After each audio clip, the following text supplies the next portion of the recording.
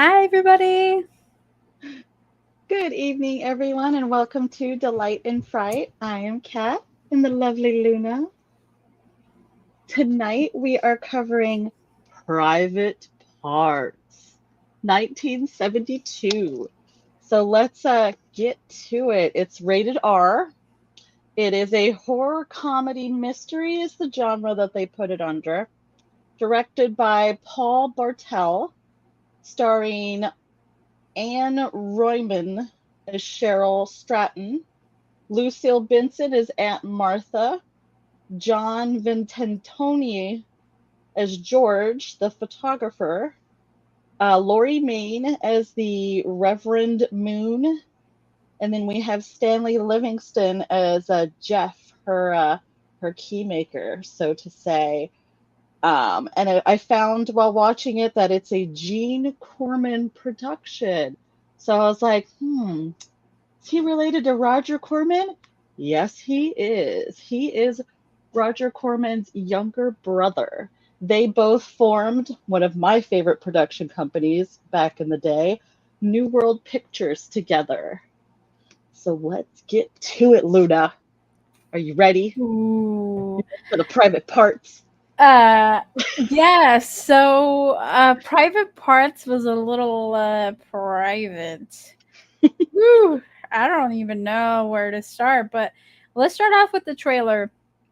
If you have not seen this movie, I feel like the trailer gives a little bit too much. So kind of back out and then come back in like 3 minutes because we're about to show it. If you don't mind spoilers, then by all means stick around. It's still, even if you watch the trailer, I feel like it's still a really good watch. And then we can. There's But some if you parts. want that element of surprise or to like try to figure it out as you're going along, I wouldn't watch the trailer first. Yeah, no. So without further ado, let me share. Uh, I pulled this off of IMDb, so it's going to be the most up to date for Welcome 1972 to Aunt standards. Martha's King Edward Hotel. Hardly anyone ever checks in. Nobody ever checks out.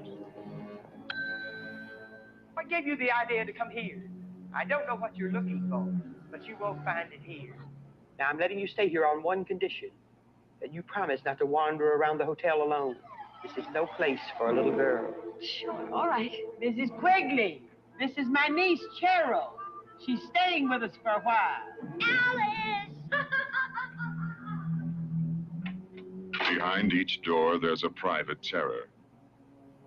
And at the heart of each terror are the private parts. Follow Cheryl as she leads you through the darkest corridors of your mind. Private parts. Aunt Martha, who lives in the room next to mine? Nobody. It's a storage room. Why do you ask? Well, I heard noises in there. Well, who have we here? You robbed me of a normal childhood, and now you're trying to rob me of whatever little pleasures I can still enjoy. Hey, what's going on? Please, it's all right. Just lie still. Cheryl? Cheryl? My dear child, let me. I have to. It won't hurt. Don't be angry, child. It's spilling. I'm only trying to protect you. This is a lovely one. Alice, is that you, sweetie? You will come back, won't you? In cases like yours, instruction is most important. Don't go, child. You know, it's not too late for you. Alice? You can stay here and be my son. Your son? Yes, you could have this room. I have to. Don't be like Alice. I'd never know what you'd do behind my back.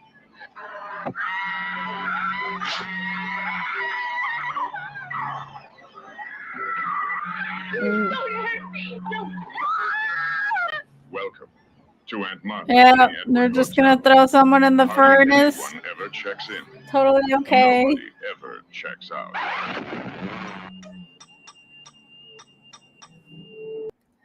So yeah, that's the extent of the trailer. Yes. Okay. So let's start at the very beginning. The first thing we see, ladies and gentlemen, is booty. Yeah. God. Booty. Booty, booty. So before we get deep into this topic, I wanted to ask you, Kat, Hmm? how the fuck does this movie come up as a comedy? What the fuck was so funny about this movie that it deserved a this is under a comedy? There's nothing. Eat your heart out, There, Howard there, Stern. there are some comedic elements, like some of the Aunt Martha lines and the crazy old lady that's like, "You're Annie," or what was the other girl's name? Yeah, there's some comedic. I think they were trying to like say it was campy, to get people to kind of watch it and have fun with it. But I think it works if you take it as a serious film as well as having some fun with I didn't find any comedy elements in this. I just thought it was like some horrific moments like needles and then the rat part. I was like texting Kat. I was like, "Oh my god, there's a rat electrocution and a Yeah, bunch of yeah. God, this Whitey just gets the chair. Yeah. Whitey. Oh, poor Whitey. Not only the chair, the garbage disposal too. Yes. No, but it's the 70s. Were there even garbage disposal? She just put it down the drain. This is But 72. I I don't think there were garbage no, disposals and I because didn't remember hear she it. turned on the thing and it sounded like that bone crunching noise. Oh, did she? I thought she just flipped the sink on. Mm-mm. Mm, Listen to it poor again, guy. and the bone crunching noise is gonna, yeah, it's gonna hit different when you know what happens to Whitey. But I mean, come look at some of these lines. Um, her friend Judy, supposedly her friend, right off the bat, she's like, nobody's interested in robbing the cradle. Come on, let's strip her. Yeah, like what the fuck? And then Beans Bloody Bits writes the kind of film that could only be made in the 70s. Dude, yes. Yes, absolutely.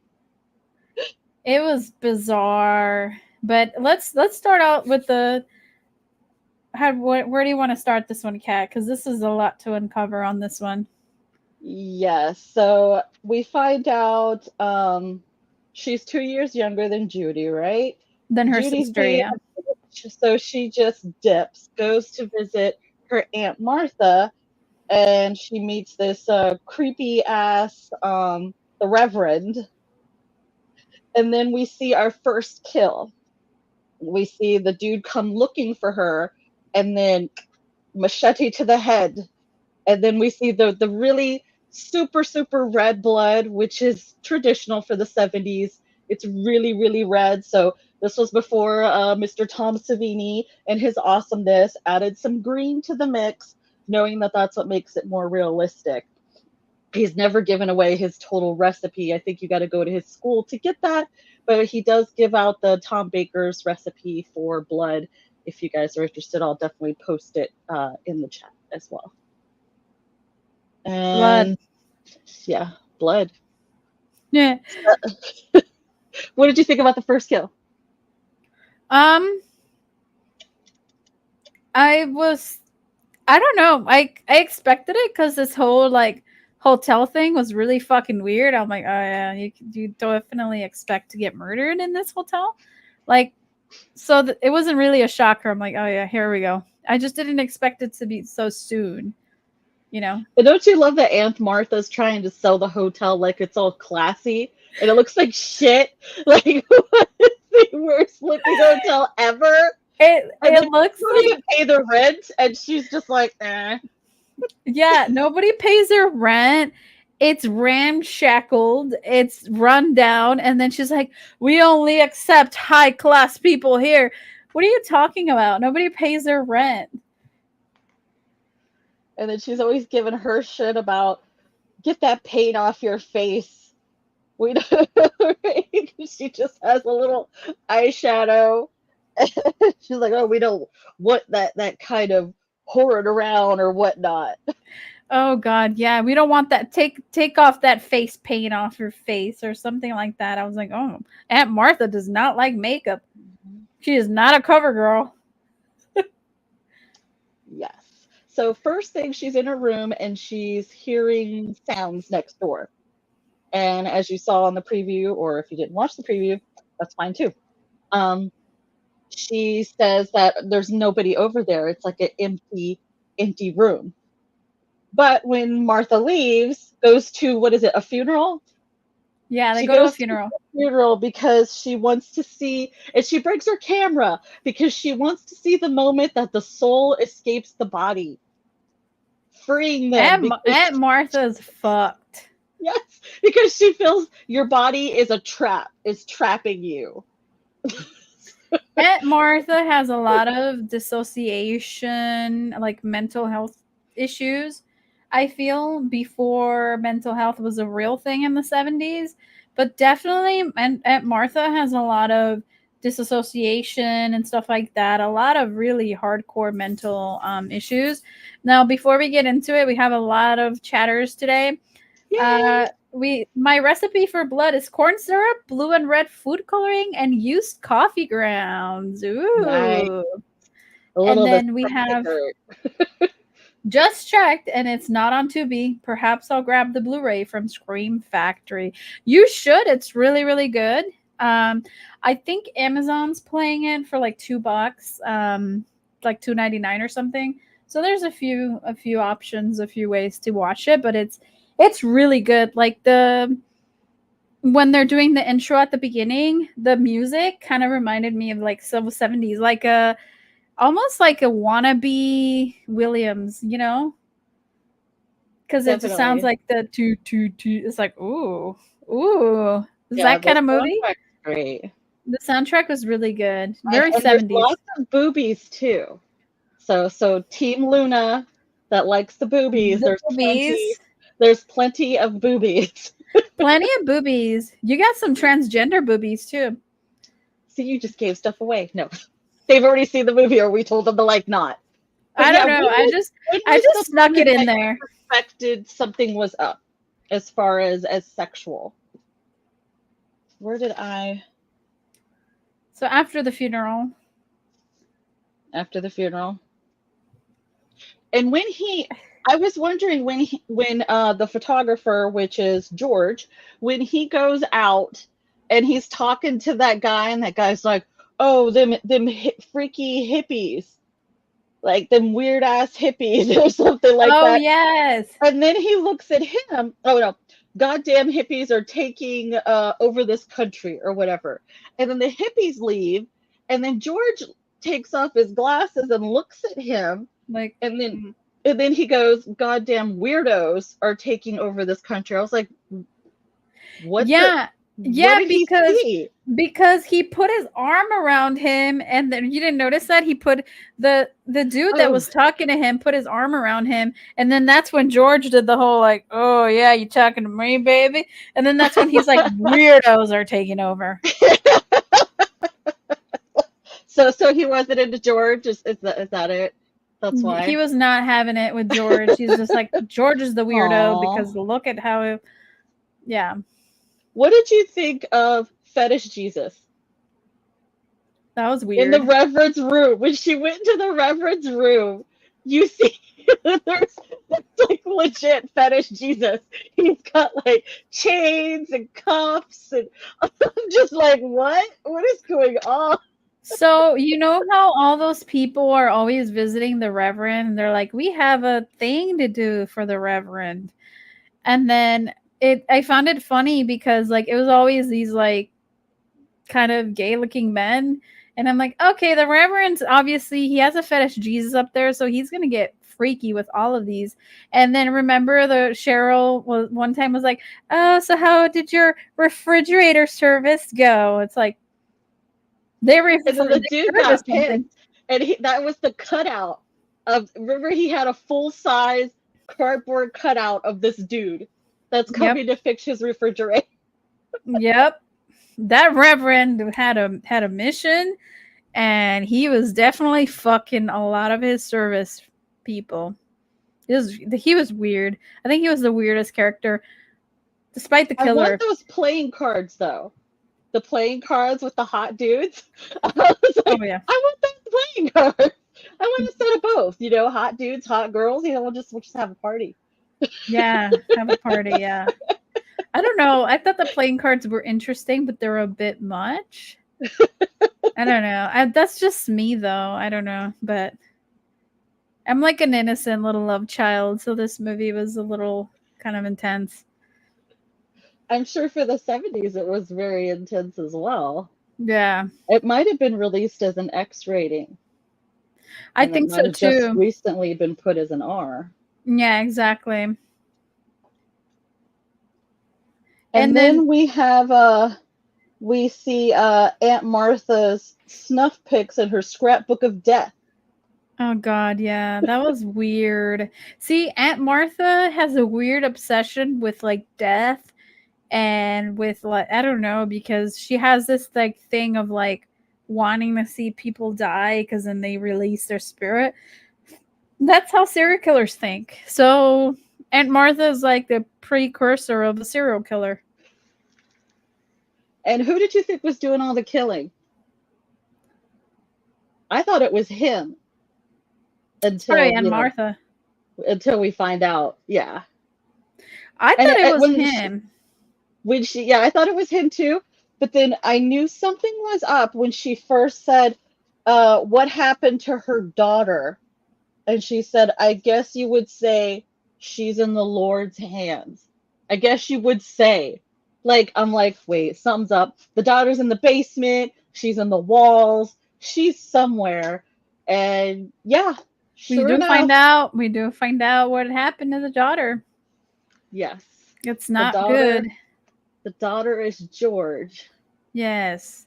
Spoiler alert. So Aunt Martha is so fucked up that she doesn't like women being promiscuous. So in order to stop her daughter from being promiscuous and you know living that lifestyle, Aunt Martha forces her, the daughter to become a man and rebrand as George. Clearly, it's not working out for George because George has all these issues now and is a peeping Tom and is kind of weird and has these weird needle blood fetish. Let's talk about that for a second. Oh, and did you pick up something? I texted you immediately because I work in pharmaceutical. I paused and I saw testosterone. I'm like, why would a man be taking testosterone if they're young? Because it's not a man. Nice, nice. Because it's the daughter taking testosterone. Because the mom is forcing the daughter to take testosterone to become George. See, but this is why I love Ding, ding, talking ding, with ding, you, ding. Luna. This is why I love talking with you because I didn't think at first that Martha was the one that kind of forced it upon She the did. daughter, but now it makes sense. It Yep. makes total sense. Like I thought, maybe she was born that way and she started to show different tendencies, and because she was transgender, that's just how she hit it, you know? No, no, because remember once Cheryl killed George, then Aunt Martha was like, "Don't worry, now you'll be my new son." Yeah, yeah, Trying to that force Cheryl to now be transition into a man so she doesn't become a promiscuous woman. So Aunt Martha's fucked up. Aunt Martha's gotta go. Aunt Martha's just fucked. And I feel really bad for the George character because if they would have been able to play out like the life as pre-George, as whatever her name was, I can't remember. Because we never confirm with George if George likes being George or it's just the mom forcing George to be George. Because the aunt confirms, yeah, I forced, this, and then there's obviously little clues here and there. Because I was like, I even texted you while I was watching. I was like, oh, there's testosterone. because and what was Yeah, the I weird? saw the vials, but I couldn't see like what it said. I zoomed in. I thought it was something for like developing film. Yes. So Ben writes, "Your channel is refreshing. It's nice to get the female point of view on horror." And then Chris writes, Ben? "Aunt Martha pulled a sleepaway camp on her poor kid." Dude, Yes. yes. Yes. Yes. Aunt Martha was fucked up. And then I think Aunt Martha's so concerned with all the women in the family being sluts and promiscuous, and it's like they're not. They just have a boyfriend. One boyfriend is not gonna, kill you. But Aunt And Martha, I want to know how George was like born, because remember she said her husband was older and then he died, and she goes, we did a different thing. What was it that she said? Oh God, it was funny. Well, something about like, oh, I took care of it, or something like that. I'm like, how did she take care of it? she probably killed him. Let's face it. Aunt Martha don't give a fuck. Aunt Martha gonna kill. Aunt Martha gonna She do just whatever. found some dude and just like got pregnant and then killed And him. then Some and then random fucked dude, him, killed him. She put him went. in the She went. incinerator. Who knows how many people she's murdered? Exactly. We don't know. That's the scary part because we don't start to get the body count until Cheryl moves in. And yeah, so what's up? So let's get into George a little bit more. What's up with George and his obsession with needles? Like, I like think because it's phallic. Like a penis. He's injecting, like he injected the doll with it. By the way, did you like the scene where the doll's blowing up with water? no. I liked, I don't know why. I I I was just found like it was something very satisfying about watching it like come inflate. to life, like very like Frankenstein, or I guess.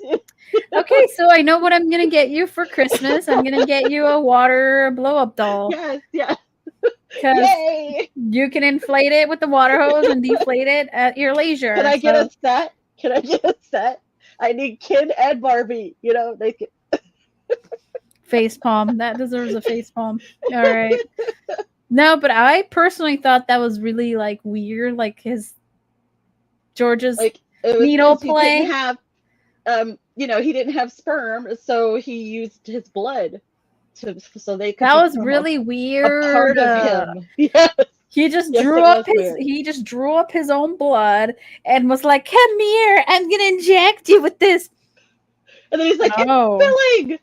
Like you could go about it a little differently, instead of just like she's laying there, and then like you probably could have got her to go for it. I mean, she was pretty weird. Cheryl was a weird girl. Cheryl was She was weird. a little off from the beginning, right? Yeah, she was off. And then she remember when after she found out that George was peeping on her, she put on a show for him. She'd be like, "Since I know you're watching," and I'm like, she on purpose knew where the peephole was, so she could like be like, "All right, here's a peephole. I'm gonna position myself," and then she would do weird shit, and I'm like, because he's watching, isn't it? Mhm. Weirdo. And he gave her the outfit to wear, so she wanted to show him. Fucking weirdo. I don't know. Cheryl was a weirdo. George was a weirdo. Everybody was a weirdo. Even the dude that even the key fob dude The that key maker, the key even the master. key maker was a fucking weirdo. I don't know. I Everybody love was his weirdo. dad, though. I love his dad. He's like, let's go. Let's go. We'll get you some other women. This is why you're doing bad at school. Because when he starts asking about his first friend, the first girl that George murdered, Yes. And then he apparently moves him on to and what about George have Cheryl? really similar taste Yeah. in women. I don't know, man, but he was all over the place and yeah. Well, So she was not into it. She was like, and then she used the same line that her friend used, or that Martha used on her. Like, oh, you're too young to understand what I'm talking about. Yeah. So I kind of want to dissect the ending a little bit. Let's jump a little bit because I'm still really confused about that. So what the fuck happened? Because you see a scene where somebody has their throat slashed. You see a That's her mask of friend Judy. Cheryl. That's That's her Judy. friend. That's Judy. That's her friend Judy. Oh, Judy done And fucked then you up. see Martha is in her clothes. And the cop goes, "That's the world's oldest go-go dancer." I died. I mean, come on, there's comedy. There's comedy, Luna. So that was the only line that I was like, Aunt Martha would be rolling in her grave if somebody called her a go-go dancer because And she did found not. her dead like that. I think that's why she did that. Because That's she was that's so the offended by a woman being sexual in any so capacity. so that's the worst karma I think for Aunt Martha is because she hated promiscuousness. She hated feminism. She hated all of that. That on her deathbed, she literally got put a freaking a night like what are they called, like garters or whatever the fuck they're called, I don't Yeah, a know, like a negligee. baby doll lingerie, like they literally Cheryl literally was like fuck you, put lingerie on her and killed her, and then it's like now you get the lingerie, bitch. Mhm. I think that's some karmic like points right there on Cheryl. And Cheryl, I think instead of being the son, instead of being George, she because she was already starting to become Martha. She was already quoting her and saying things that she was saying. So I think that she wanted control.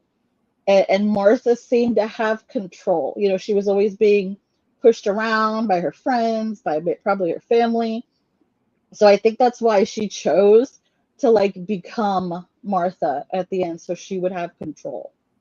I think you're right. I think you are right because she did kind of seem like she didn't have control, and yeah, she definitely didn't want to go back to Ohio, which I get. I've been to Ohio. It fucking sucks. Believe me. Aunt Martha's, Ohio. I'm sorry, but Aunt Martha's place is probably more well equipped than everything in Ohio. So sorry if you live in Ohio. You're living in a dump. Oh no. Sorry, that's just a little light jab. You know. What was it? The Drew was the Drew Carey show in Ohio? I Oh have no, no that was yeah, Cleveland. It was Cleveland, Ohio. That's all I know about Ohio. idea. I guess I'm lucky. I don't know. I don't know. Some apparently it has the Rock and Roll Hall of Fame, but that's all it really has. Oh really? I didn't know that. Yeah. But yeah, so at the end, why do you think Cheryl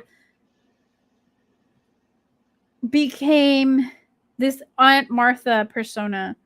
Because at the end, she becomes Aunt Martha. Like, Because she wanted the control. She wanted to have everything. And I don't know like what's gonna happen to her later. I don't know if she's just gonna go on killing. But the cops said they would be back, so they'll be back to investigate, and I guess they'll find things out. Or I don't know. They're like, this place whack. We're never coming back here.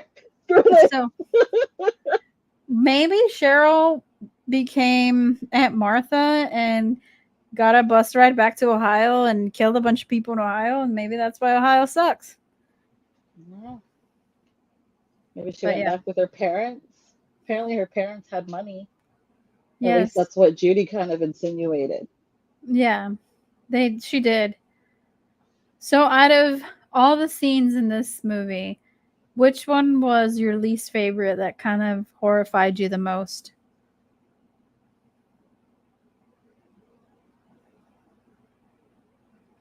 I don't, that scared me the most, or Or that that grossed you out or made you go, ah, cringed I or think that unsettling. the poor mouse, poor Whitey getting murdered. That made me sad. Yes. The poor little guy. Look, So kill. Martha had that rigged. Apparently, she Yeah. had those keys rigged. She must have, so Yeah. that no what if anyone went to grab them, they'd like get shocked. Yeah. So, one thing that you have to respect is although Aunt Martha was a vicious killer and had all these delusional thoughts and all these schizophrenic like ideas in her freaking head, she was a animal lover. She did have a pet and she seemed to take care of him because that Whitey was fat Yeah, as fuck. yeah, He and she went to the store to get Whitey treats. yeah. So we obviously know she was capable of love, at least towards animals, which is weird because serial killers don't have that love for animals. They want to actually dismember them and tear them apart to see what is kind Well, of I think under she there. loved George. I You think think she so? loved her daughter. I think she did because she like covered for him and you know um said I'll get you someone else. Like, just don't kill Cheryl. She's family, I'll Mm, get you someone else. Tell me what you want. Like, she's going to get treats for the rat. She's gonna go get a treat for George. to kill, yeah. You are right. Yeah. It's a weird, sick way of putting it, but Aunt Martha wasn't 100% monster because she did have that soft spot for George. Now seeing it the way you presented it, and of course had the pet and getting the treats for the pet and being upset when she lost her pet. And I was like, oh my god, I can't find my pet. She was kind of devastated, and hoping that going to the store and getting treats for your pet you'd find them and rejoin yourself with them. But we obviously know what happened to Whitey. The most hardest part for me personally was when I saw Whitey get electrocuted and then Whitey fell on the floor and then freaking Cheryl was just like, Yeah, just drained. and then grabs it by the tail, throws it down the drain, and from my understanding, turns on the freaking um the I don't know, I heard like Disposal. yeah, and I was Disposal. like Yeah, you're probably right. the garbage disposal, and I'm like, Whitey, no. I just didn't have fancy things like garbage disposals growing up, so I didn't know they existed. They apparently did. No matter how shitty this apartment complex is or this hotel, Well, they well, have a it was garbage in disposal. LA. They were in LA, right? I think so, or in So, Chicago. It looked like Chicago, maybe.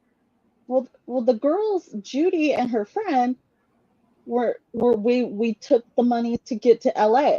Oh yes, yes, you're right. And they start out. It looks like maybe in Santa Monica. When they had that fight in the beginning and when Cheryl runs away, it kind of Hmm. is like Santa Monica because they're in a house on the beach. Which good luck trying to get that kind of property in this day and age. You're gonna spend five Exactly. million. That's why I'm like, how did Martha keep this place open when she had so little clients? Mm-hmm. Maybe she had other schemes going on, like robbing them or something. Or And old who was money. the drunk guy? I have a feeling there's more behind the drunk guy. Like, isn't Yeah. she going in to like put down carpet and they're just like rolling him around? Oh, just roll him over. Like, Just get them. Yeah. why? Why even like keep him there? Just throw him out on the street. I don't know. Maybe you think maybe he's her husband? I don't know.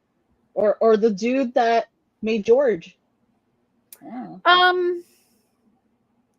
Why I didn't she think. just put him in the incinerator? Does I think. he have I monthly think. checks? I think Aunt Martha is just so fucked up, and she's holding on to broken things. Also. Oh, Um. I like that. So that's She probably what. collects broken people. Yep. I love it. Because I don't know. everybody in her hotel is broken. The priest is broken. Everybody, even that old lady that was like, "I need to get help with my hair washed," and She creeped me out, man. I think she disturbed me the most. She was, I don't know what was going on with her. yeah, that lady with the hair washing kind of creeped me out. But I don't know if she had some form of dementia because she kept asking for old tenants that live there, and they kept telling her she doesn't live here. She doesn't live here anymore. So Cheryl was getting kind of upset with her because she kept trying to repeat other tenants' names. Well, she kept Um, saying the girl's name that George killed, his yeah, first kill. so I think she had some sort of mental health issue or But remember when something. she was like, it's this time of day. Oh, he's probably in there masturbating. Like, My God. is she like at the door, like, he's clawing at the. You remember how he clawed at the holes when he was looking through, doing his peeping? And was that people having sex in the park where he was taking pictures? Yeah, people were having sex in the park and he was taking And this pictures. dude's like pulling up his pants, and like Cheryl, he comes across Cheryl or something. He's like, "Oh, can't get no privacy anywhere." Like, what the dude? You're like, you're You're boating in the park, and you want privacy. see, yeah, that was look, if you're gonna bone in the park and you expect privacy, you ain't gonna find it, buddy. That's all I gotta say. I mean, I know it's the 70s and those some pretty crazy cocaine filled times, but nah, ain't happening.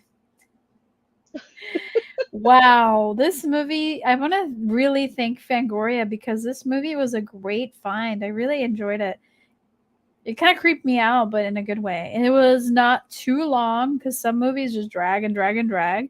It was not very long. It was only an hour and 30-minute runtime. Perfect, which is perfect for a horror movie. So I would. What would you rate this? 1 out of 10. Out of 10 for its time, I would at least give it a 7.5 or an 8, at 7. least, because there was character building, there was creep factor, there was mystery, like you weren't sure what was going on, and they hinted at a lot of things and kind of they didn't lay it all out for you, and that's what I liked about the movies in the 70s. You had to figure shit out. You were expected to bring your mind to the game, even though the movie's called Private Parts, and they're like showing you a lot of sexiness, so you can easily get distracted like me, like, oh, Moody. Still, they want you to think, and Yep. I always appreciate that. And if you're somebody like me, oh, testosterone bottle in the background. I know that. Pharmaceutical. Ding. Ding. Yep. Hormone replacement therapy. Good old hormone replacement therapy on poor little George. Yep. And I'm So sure you could just pick that up at the store. It probably wasn't as difficult then. I don't know. I don't know what the laws were in 1972 about controlled substances, but hey, they thought smoking inside hospitals was cool. So Yeah. maybe. I don't know. Like, sure. I guess I'll have that's homework for me, I guess, to look up the restriction laws on Yeah, I testosterone mean, in the they didn't have 1970s. like Viagra and stuff like that, so I mean, they were just like, just give it some testosterone, let's do it. Like, I don't know. Fucking hey, man. 70s were weird times, I gotta admit. They were really weird. Yeah, And this movie was that's when I proof was of that, created, so yeah, had to be weird. of course. You guys are too funny. Thank you so much, everybody. Miss Cat, do you have anything else that you want to add about this fantastic No, movie? no, I think we did good with that find. Did you want to do our next random one for, we don't have to set a date or anything, but just the next thing we want to check out when we have an off day and Yeah, so let's look at the calendar, guys, really quick because I know that we have a few things down the pipeline. So next week, we are going to do a. So we did an interview with Edward Apage, and he was a fantastic human being, and that video did not get the love that it deserved. Like, ah, man. So we're gonna re-show it for you guys because that interview was phenomenal. He talked about his time working with Samuel Jackson and a lot of wonderful people. So that's a great interview, and you guys should really kind of consider watching it just because there's so many things that were involved in moving pieces. So that'll be next week. That we'll restream that for you guys. That wonderful, um, back and forth that we had with the actor. And yes, for the following week, I believe we are. Are we meeting with somebody? I thought we were. We may be. That's why I was just saying. Let's just pick Oh something. no! Because we have we have something with Morris on kind of tentative the last week, but on the 23rd we don't have anything planned, so maybe the topic for the 23rd. All right. You want me to just do the flipping, or you want to guess a number? Let's. The random number generator worked. What number was it? The numbers are 1 to 253. Pick from 1 to 253. Let me put it on my random generator. And then let's see what it says. We should probably roll dice. We should. Okay, so the random number it generated for us is 164. 164.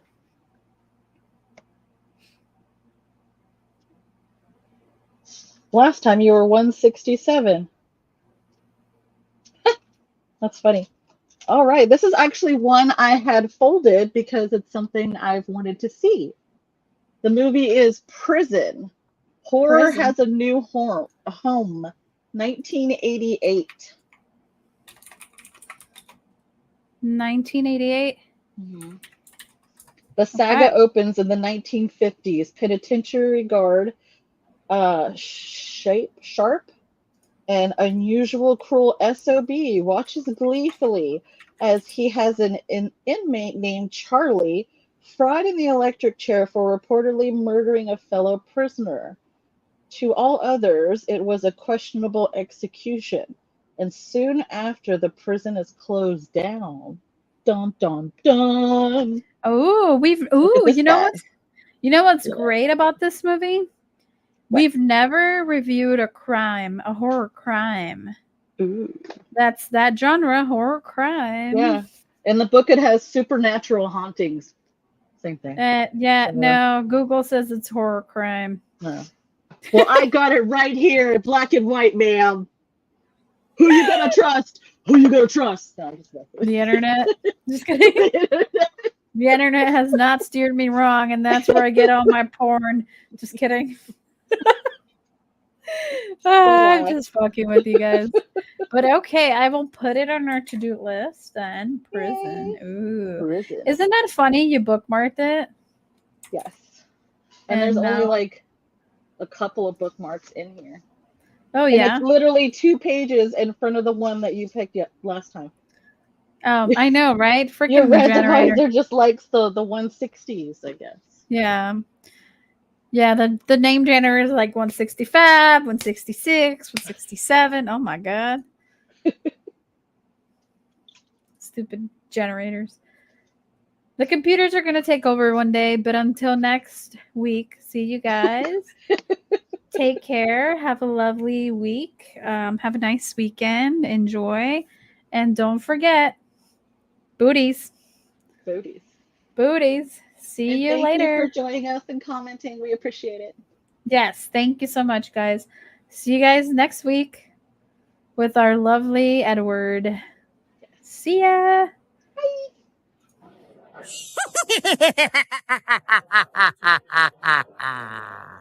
Hello, boils and ghouls. It's your old pal, John Kassir, the voice of the Crypt Keeper. And I want to thank you for listening to Delight and Fright with your hosts, Luna and Cat, a podcast for outcasts.